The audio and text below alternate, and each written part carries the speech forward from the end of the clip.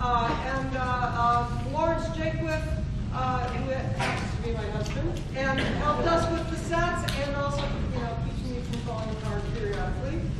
They're all quite wonderful, and they have done wonderful.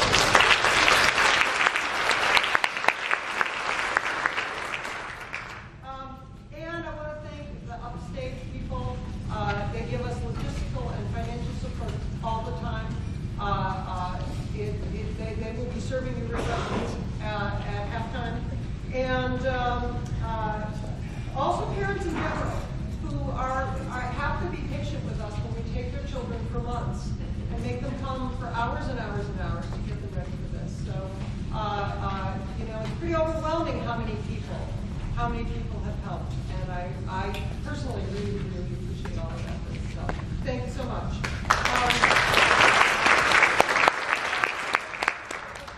Musicians, the cast, the crew, they have had a wonderful journey. Some of the kids in the cast, it's been very exciting for me to watch them grow into this play, into this musical, and into the parts that they play. And the crew has been incredibly patient with me and with the logistical problems that come with putting on a show like this. Anyway, enough said. Thank you very much. Please leave your cell phones out of it. These kids have worked really hard, and it's a wonderful show, and I hope you enjoy it. Thank you so much.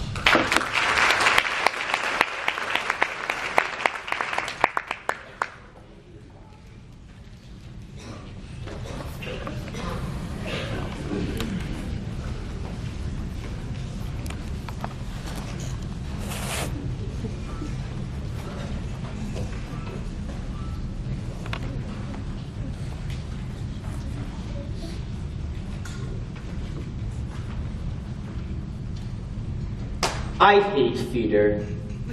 Oh, it's so disappointing, isn't it? You know what I do when I'm sitting in a darkened theater waiting for a show to begin? I pray. Oh, dear God, please let it be a good show, and let it be short. Oh, Lord in heaven, please. 2 hours is fine. 3 hours is too much. And keep the actors out of the audience. God, I didn't pay good money to have the fourth wall come crashing down around my ears. I just want a story and a few good songs that'll take me away. I just want to be entertained. I mean, isn't that the point? Amen. There was a time when people sat in darkened theaters and thought to themselves, what have George and Ira Gershwin got in store for me tonight? Or can Cole Porter pull it off again? Oh, can you imagine? Now it's, please, Elton John, must we continue this charade? It used to be, sitting there in the dark, you knew that when the show began, you would be taken to another world, a world full of color and music and glamour, and you thought to yourself, my God, when are they going to bring up the lights? Oh, how things have changed. Hello, how are we? I'm feeling a little blue myself. A little anxious for no particular reason. A little sad to be feeling anxious at such an age. A little self-conscious anxiety resulting in non-specific sadness. A state that I call blue. So, whenever I'm feeling this way, blue, I like to listen to my music. So I was going through my records. Yes, records. And I pulled out the soundtrack recording to Meredith Willson's The Music Man. Oh, I had a craving for a young Ronnie Howard. But then I thought, no, let's have a treat. Let's take a trip into the decadent world of the 1920s, where the champagne flowed while the caviar chilled, and all the world was a party. Well, for the wealthy anyways. So I dug about, and what did I find? But one of my favorite musicals, The Drowsy Chaperone.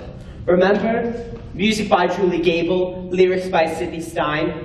It's a 2-record set remastered from the original recording made in 1928. It includes the full cast with Beatrice Stockwell as the chaperone. Oh, isn't she elegant? And this was a full 15 years before she was named Dame Beatrice Stockwell. Can you imagine? Let me read you what it says on the back. Mix-ups, mayhem, and a gay wedding. Well, of course the phrase gay wedding has a different meaning now, but back then it just meant fun. So, would you indulge me? Would you let me play the record for you now?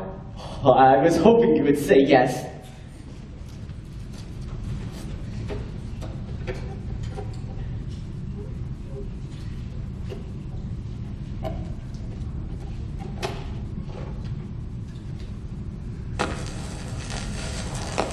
You hear that static? I love that sound. For me, it's the sound of a time machine starting up. All right, now, let's visualize. Imagine, if you will. It's November 1928. You've just arrived at the doors of the Morosco Theater in New York. It's very cold. Remember when it used to be cold in November? Not anymore. November's the new August. It's global warming. We're all doomed.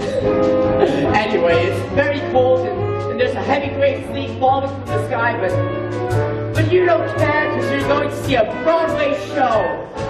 Listen! Oh, isn't it wonderful? It helps when you close your eyes.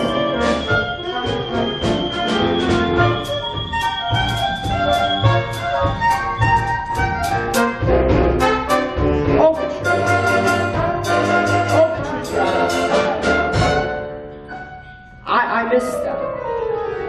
They were the show's way of welcoming you. Hello! The meal will be served shortly, but in the meantime, would you like an appetizer? And that's just what an overture is. A musical appetizer. A poo-poo platter of tunes, if you will.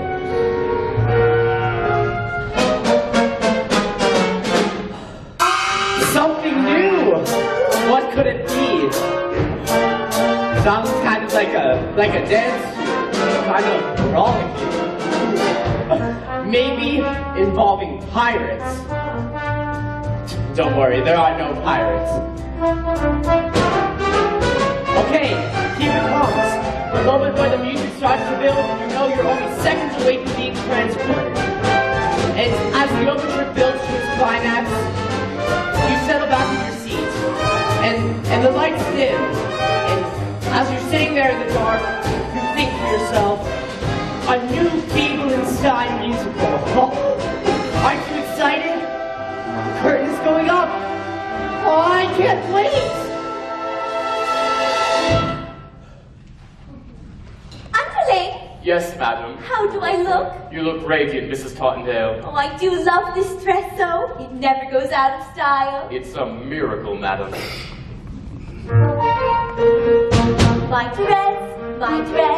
My fancy dress. I don't know why I'm wearing it, I must confess. My dress, I love my dress. Would someone tell me why I put it on? Yes, your dress, your fancy dress. 'Twas such a pleasure airing it, restitching and repairing it. God bless your dress, it's one fine dress, and I will tell you why you put it on. Wedding bells will ring, wedding bells will chime. Madam, you're the hostess and it's happy wedding time. Wedding bells will ding, wedding bells will dong. Wedding bells will ding-a-ling and we will ding along. Your fancy dress, and very, very glad you put it on. Wedding guests have come, Wedding guests are here. Wedding guests are by the door, and soon they will appear.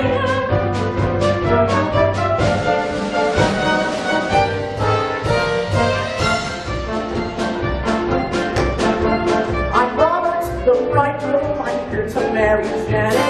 The star of velvet's folly to my love a lot. Best man, honor to be doing what a best man ought. Ah, Mrs. Tottendale, Now don't worry, I've got this whole wedding planned out. Now, you see, the key is organization. Each string represents a different task yet to be completed. Book the minister, yell at the musicians, and find a florist. This whole wedding's gonna run like clockwork. Oh, is there going to be a wedding? I'm melting, but himself. I lost my leading lady. I gotta stop this wedding or I'm not worth what. I'm kidding, just kidding. I came with Mr. Celtic. I'll be a leading lady if I get my shot. We're pastry chefs, we cross our hearts, we're pastry chefs, no fakery. A bakery is what we've got. My name is Hall. I am the king of romance, so you kiss a lot. You are the king of romance, so you kiss a lot. Wedding bells will ring, wedding bells will chime, wedding bells will celebrate a happy wedding time.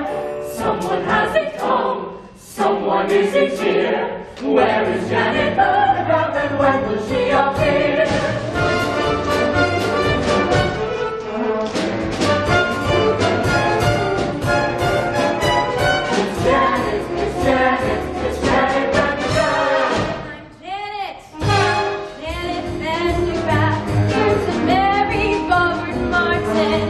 Giving up a life forever.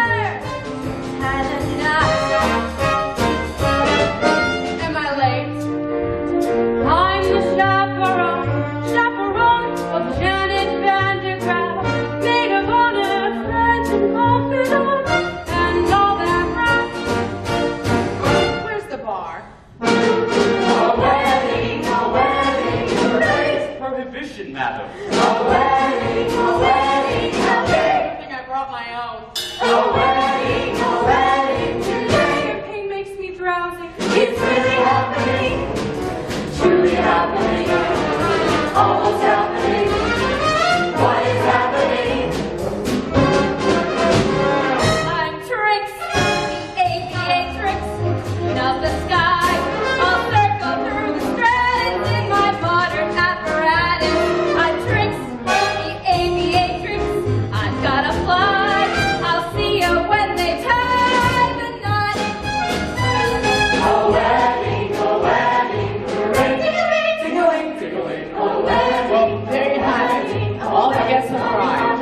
We have the bride and station left. Her debonair bride, characters, Joe Gage for pastry chefs, a flaky Kareem, a Matt Lothario, and an aviatrix. truly happening. And of course, my favorite character, the Drowsy Chaperone. What more could you need for the evening's entertainment?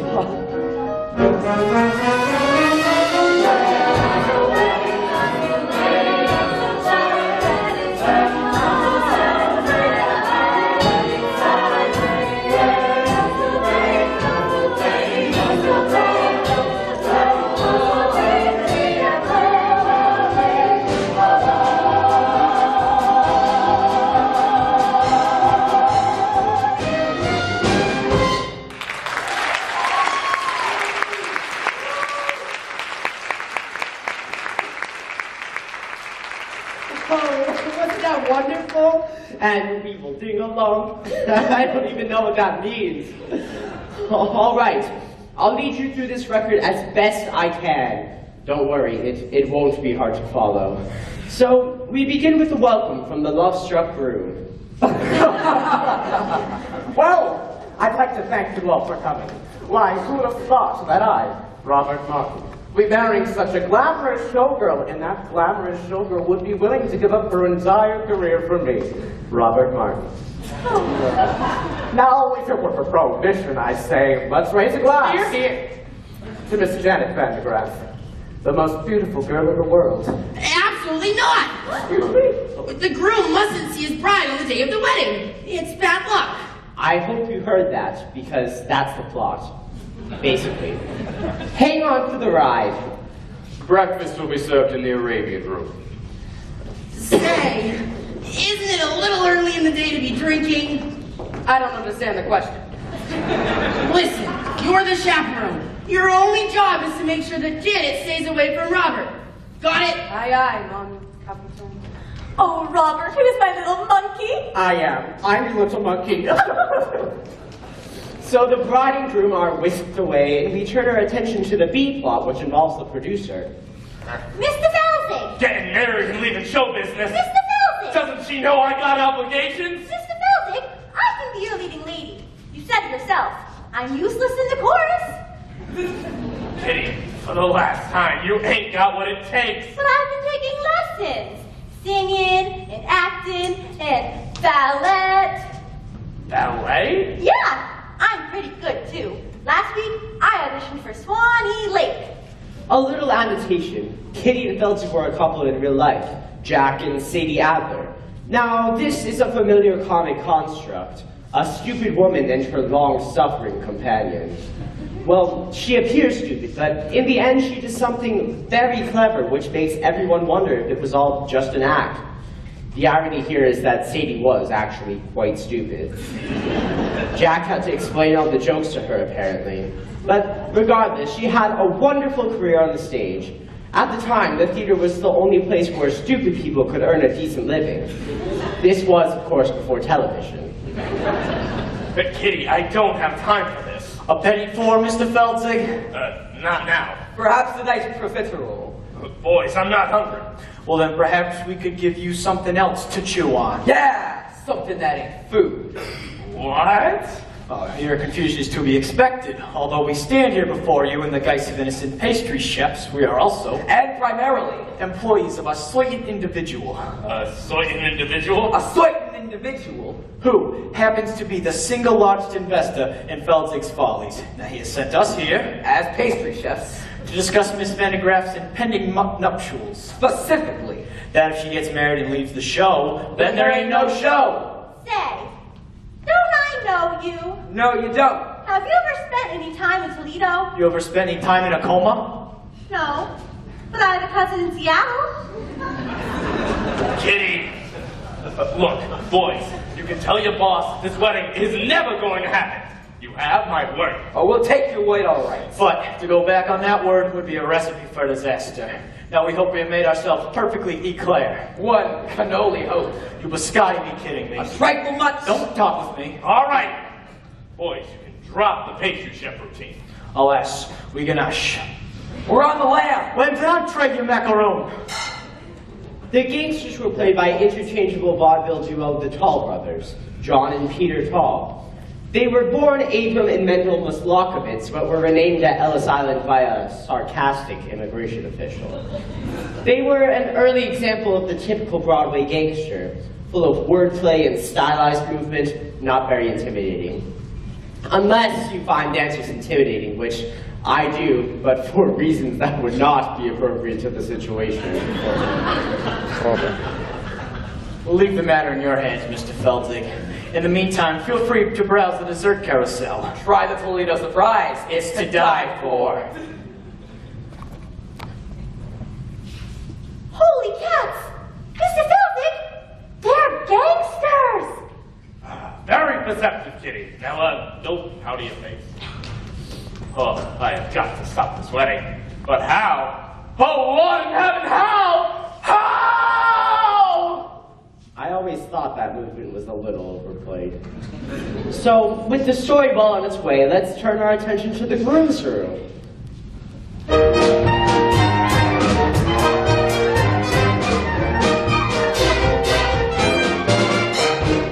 Hey there, handsome. Show me those pearly whites. The groom was played by the dashing Percy Hyman. He started out as the Albright toothpaste man. His fabulous smile adorned every tube. Albright was wildly popular in the 20s because it contained cocaine. It's true. If you looked at the label, it was the 5th ingredient down, right after sugar. Anyway, it wasn't long before he became a huge matinee idol. Now, don't you worry. It's perfectly normal for a groom to be nervous on his wedding day. It is. Of course! Now, some people say Percy Hyman was a bad actor, but to those people I say, shut up! Hey there, Mr. Mirror Man. shaking and a-quaking, trembling like them free cats do. Something, baby, bothering you. Cold feet, brother, you got cold feet. You can make them cold feet hot with a little rhythm. Young feet, old feet, can be uncontrolled feet. Better make them cold feet rock down the aisle. Frosty arches, they can learn to swing.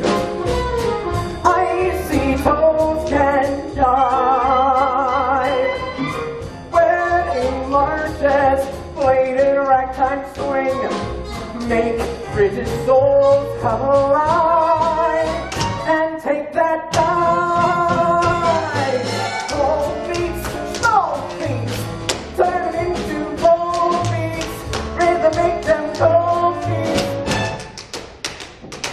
hot. You don't say! Well, why don't you just slide back into your butthole, you backstabbing worm? Well, now I have to find a new minister. Say, what are you up to? I'm singing a song that old Negro taught me. A Dixie remedy for wedding day jitters.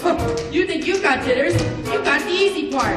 I still have to get the rice, the boutonnieres, and now a minister. I've got the weight of the wedding on my shoulders. George, it sounds like you've got cold feet. What do I got? Cold feet. What do I want? Cold feet. What do I do? Cold feet? No! You make the cold feet hot.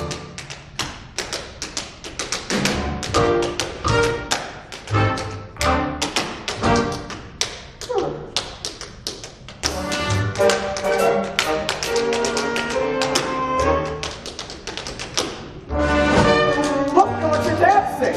I am!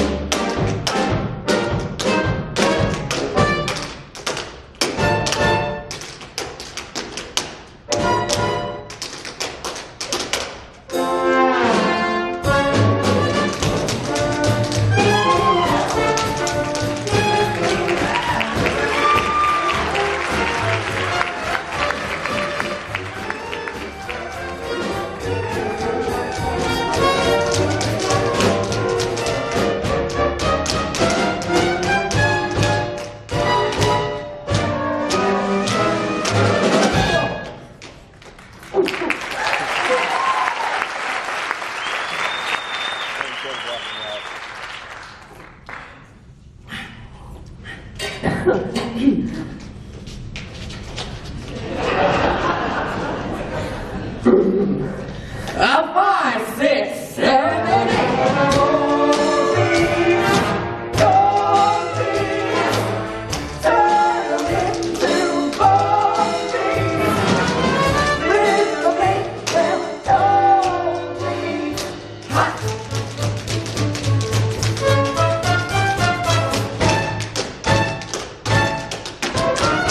You make cold feet hot. You make cold feet hot.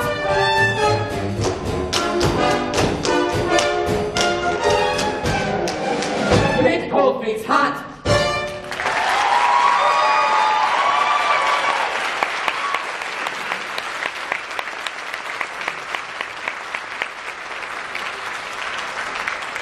Oh, Percy Hyman was a wonderful performer.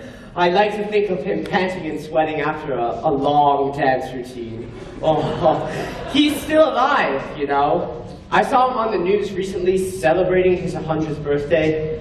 To say that the passing years had taken their toll on him would be a grotesque understatement. Oh. They reeled him out, and he had that wide-eyed expression of pained confusion that God reserves for the very, very old on their birthdays. You know, the one that says, "Who are you?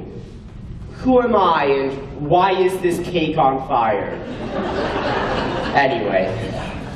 All right, that's enough of this dancing around like a fool. I'm sorry, George. I can't help it. I'm just so nervous. It's my wedding day, after all. Yeah, well, you could have snapped an ankle. Tap dancing is too dangerous. Wait, I've got it. Why don't you go out for a skate instead?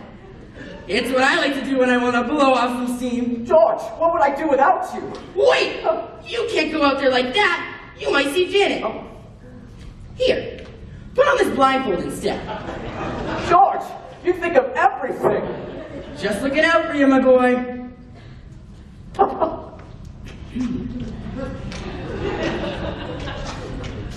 And no more tap dancing.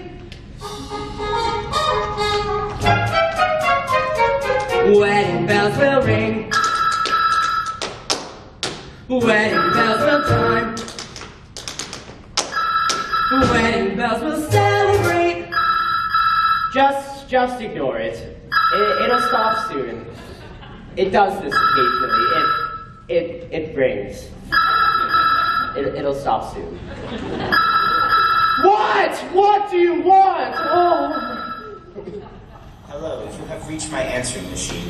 Leave a short message after the tone and I'll call you back at my convenience.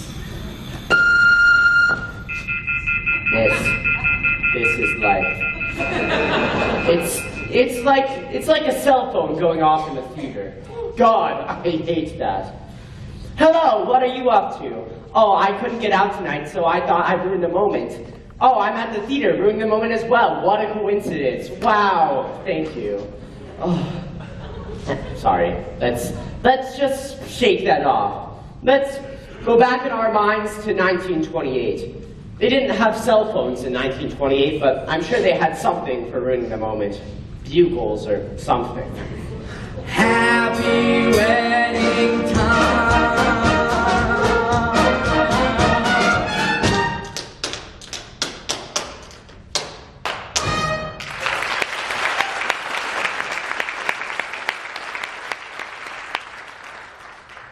So the scene shifts and we find the glamorous Janet Vandegraff entertaining questions from reporters after one of her shows. There she is. Miss Vandegraff, is it true that you're giving up a successful career to marry a man you hardly know? Yes, Robert and I met at the Lido deck of the Isle of France. He entertained me with stories of his father's oil interests. We spooned, briefly, and then he proposed. He's so beautiful. So you won't be returning to the stage ever? I shan't. You shan't. I shan't. Can we quote you on that? Of course. We love you, Janet. Can I have your autograph? One more question. Yes? Why in the world would anyone put olives in a Gibson? I got a question. How can you give up the footlights when you know very well that you've got grease in your veins? Victor, please. Oh, Janet, please, I'm begging you. Dump the mug, stay with the volleys. I'll give you anything you want. Oh, fine. I'll put your name above mine in the marquee. Oh, Victor, if you think this is about vanity, you couldn't be more wrong. I don't want to show off no more. I don't want to sing tunes no more. I don't want to ride moons no more. I don't want to show off. I don't want to wear this no more. Play the saucy Swiss Miss no more. Blow my signature no more. I don't want to show off. Janet, please. Don't try to convince me. I made up my mind, and that's it. I quit. I'm leaving it all behind. I don't want to be cute no more. Make the gentleman no more. Hey, baby. I don't want to wear fruit no more. I don't want to show off. See you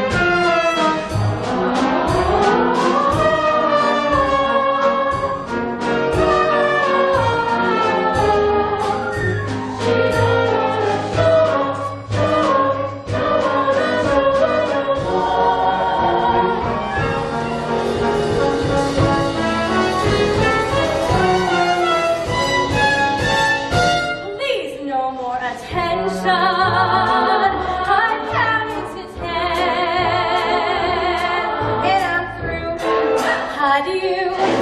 You'll never see this. You'll never see this.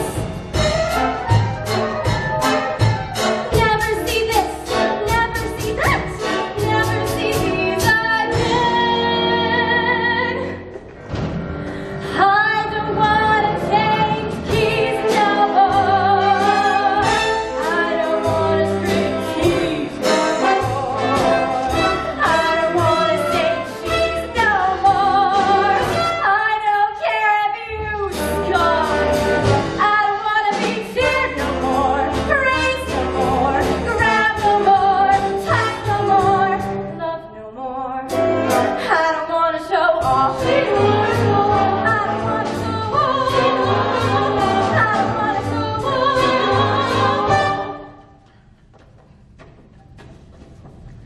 I don't wanna show.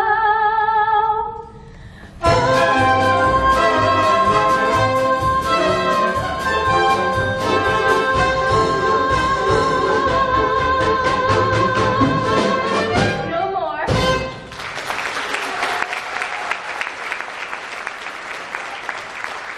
Did I miss something? Well, Mr. Feldzing, it's painfully obvious Miss Van de Graaff no longer wants to continue a life on the stage. Can't you see? It's killing her soul. Well, don't worry, boys. This isn't over yet. Yeah, I'm surprised she didn't do an encore. I don't wanna encore no more. You want yourself more. I disappear in the floor no more. I don't wanna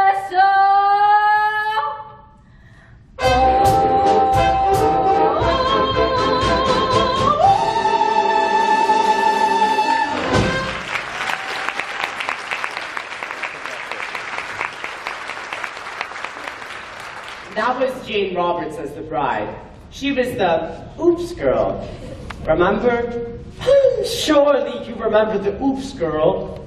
Oh, don't you people read? She was billed as the girl whose sexual energy was so great that it caused the men around her to have accidents, spill their drinks, run their cars into trees, and she would go, oops. Well, I'm not really doing it justice, but people ate it up. And she made a whole series of films, too. The Oops Girl. Oops Girl Comes Home and Oops Girl at Sea, which won an Oscar for special effects. Okay, so begging and groveling didn't work. On to plan B. For that, I'm going to need an accomplice. I need someone gullible with loose morals. I need a, what do you call him? A European. La la la la la la la la la la la. In walks Aldolfo, self-proclaimed ladies' man. Aldolfo was played by former silent film star and world-class alcoholic Roman Bartelli. He was the one who drank himself to death in his chateau in Nice, remember? It was 5 days before they found the body, and by that time it had already been partially consumed by his poodles. Well, it was only partially consumed. Excuse me, I don't believe we've met. I am Adolfo. You are Adolfo? Yes, I am Adolfo.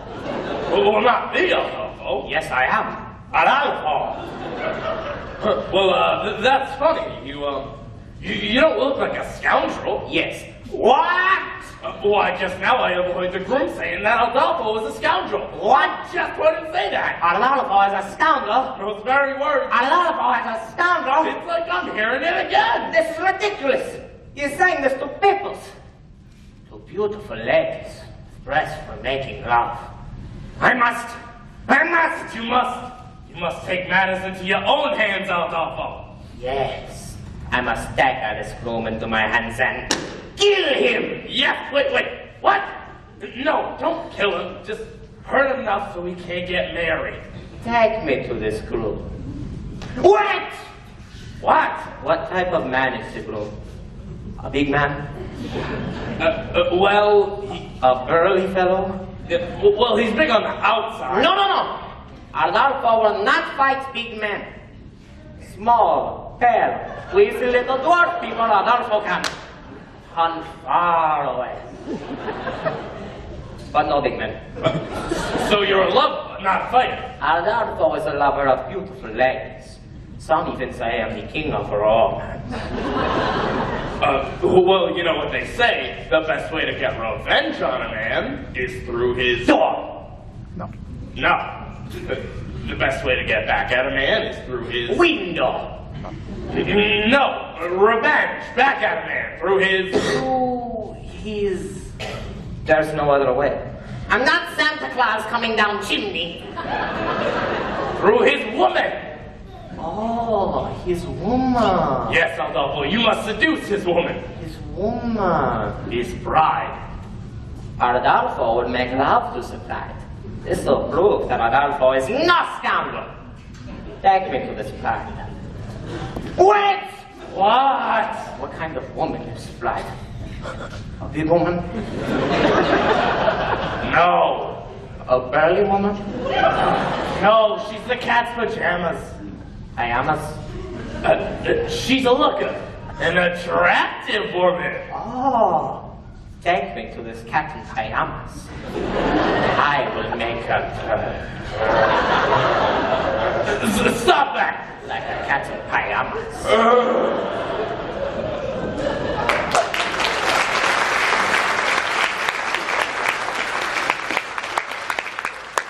Rolling by telly, chewing the scenery. Oh, you certainly couldn't get away with a performance like that nowadays.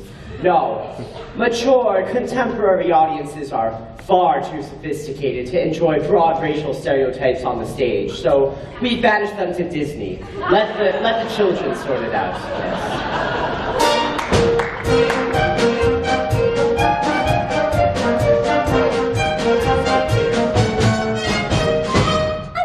Yes, Mrs. Tottendale. The pastry chefs have been kind enough to provide the liquor for the party. But remember, underling, we have to be discreet. Yes, madam. It is prohibition after all. I am aware of that, madam. We'll have to use code words. For instance, if someone asks for a glass of ice water, it means they want a glass of vodka. Have you got that? Yes, madam. Are you sure? Maybe you should write it down. I understand, madam. A glass of ice water is a glass of vodka.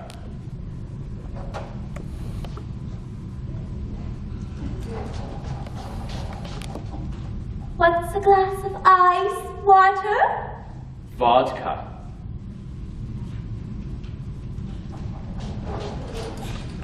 Ice water? Vodka. Ice. Vodka. Well, you see, that's settled then. One less thing to do. Underling, might I please have a glass of ice water?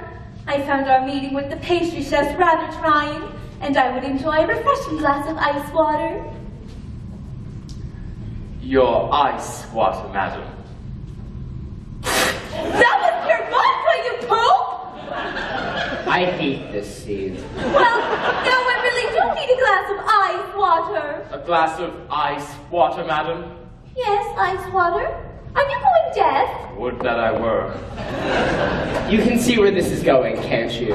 It's really just a series of spit takes.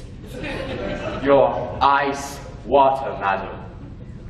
That was your vodka, you poop! You know, in some ways, the Drowsy Chaperone was quite progressive. Your ice water, madam. That was your vodka, you poop! Yes.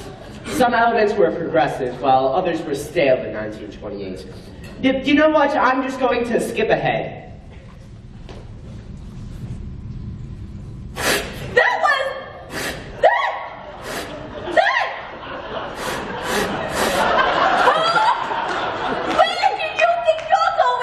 Find some lime juice, madam.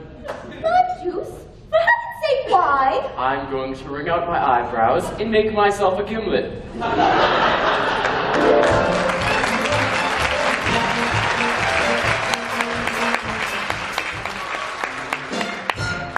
Now, you're probably asking yourself, what was that routine doing in the show? Well, it's very simple. There's a song coming up, and they needed time to allow for the set change.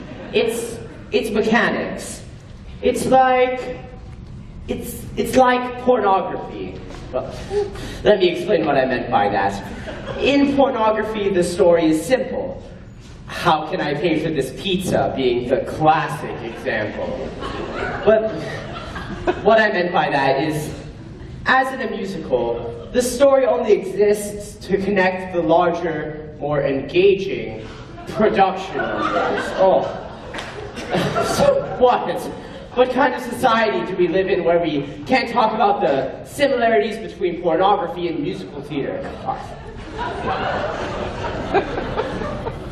In a few hours, I'm going to be Mrs. Robert Martin. Oh, my head is spinning. Yes, life is a mad whirlwind. Yes. Now, this is an interesting scene.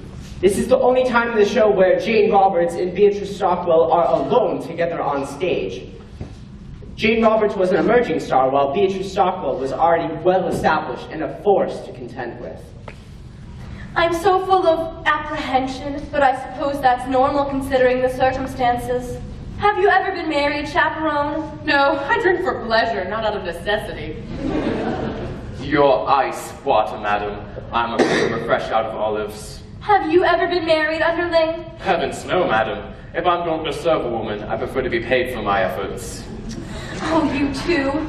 I know it seems crazy to give up a successful career to marry a man I hardly know, but somehow, for some reason, when I look into his eyes, his big monkey eyes, gee, I get all woozy. And that's love, isn't it? Not necessarily. I mean, the wooziness could be caused by any number of things. I'm woozy right now, and I'm certainly not in love.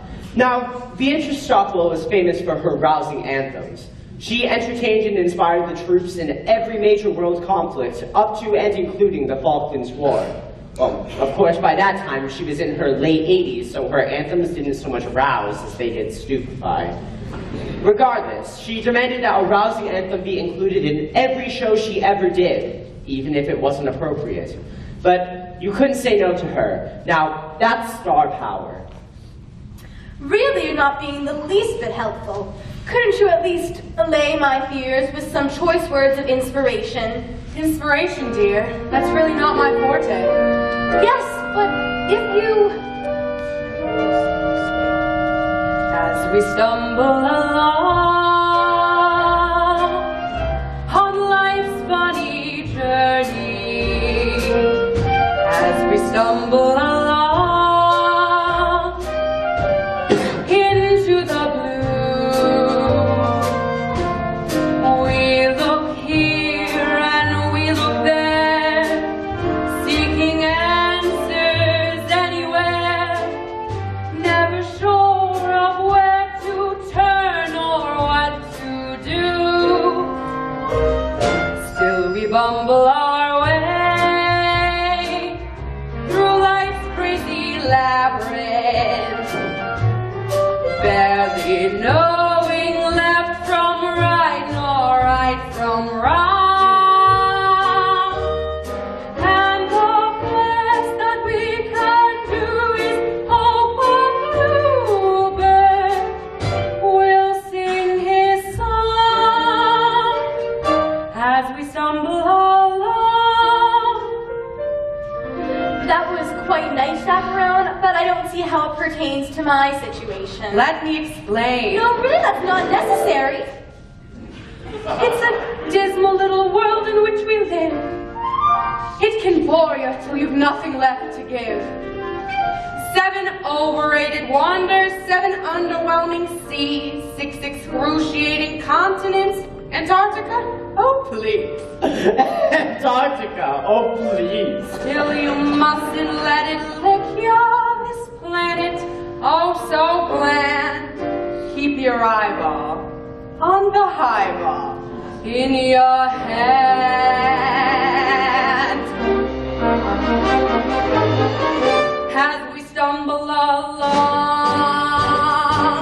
cross life's crowded dance floor, as we push and we shove, we live and we learn. And when we finally leave the bar and we see that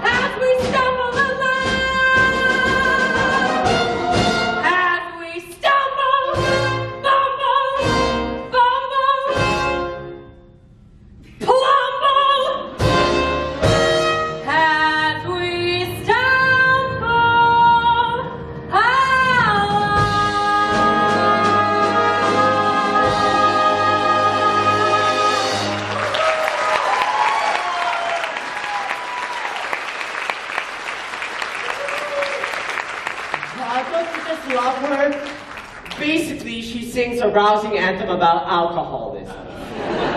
But that's what I love about her. She just does her own thing when she wants, regardless of the needs and concerns of others. My mother was like that.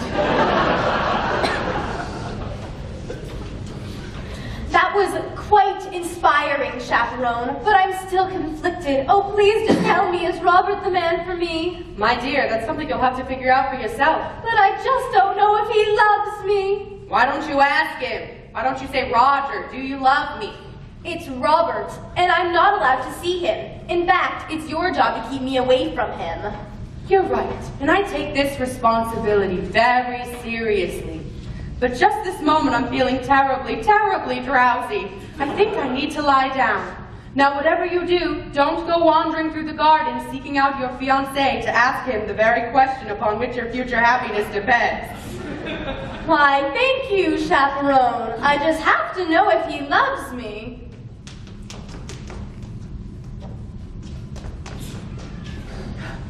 Such a skinny little fool. Still I envy her. Oh, when will love come crashing through my door? La la la la la la la la la la la. Look who it is.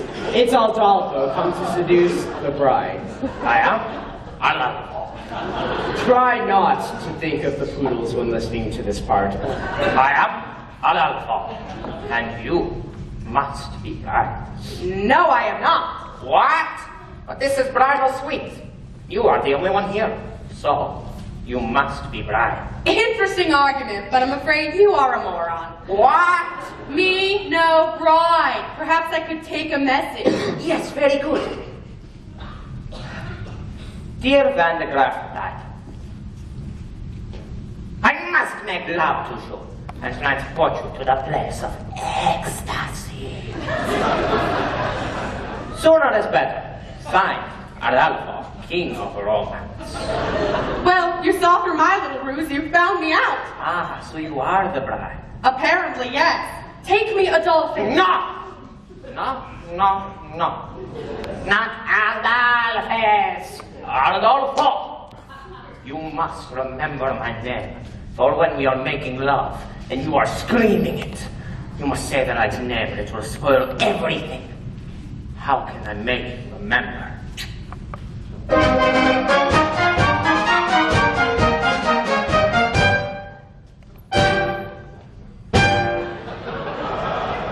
I'm sure that you have heard the name Adolfo. A ladies' man who wins the claim Adolfo. Well, lovely miss, I am the same Adolfo. I introduce myself. I am Adolfo. Nice to meet you, shall we? Not so fast.